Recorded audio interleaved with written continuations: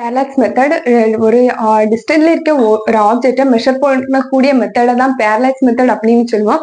அதாவது ஒரு டிஸ்டன்ஸ்ல இருக்க ஆப்ஜெக்டை ரெண்டு டிஃப்ரெண்ட் பொசிஷன்ல இருந்து பார்க்கும்போது அந்த ஆப்ஜெக்ட் வந்து டிஃப்ரெண்டா இருக்க மாதிரி தெரியும்.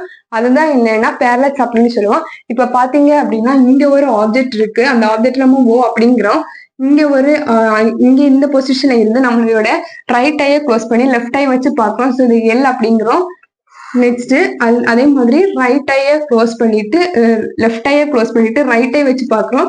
அது ஆர் அப்படிங்கிறோம். இந்த ரெண்டு டிஸ்டன்ஸுமே நமக்கு இதோட எல்லிருந்து ஆர் வரை உள்ள டிஸ்டன்ஸ் நமக்கு தெரியும். அதை பேசிஸ் அப்படின்னு சொல்லுவோம். So let B take it as B.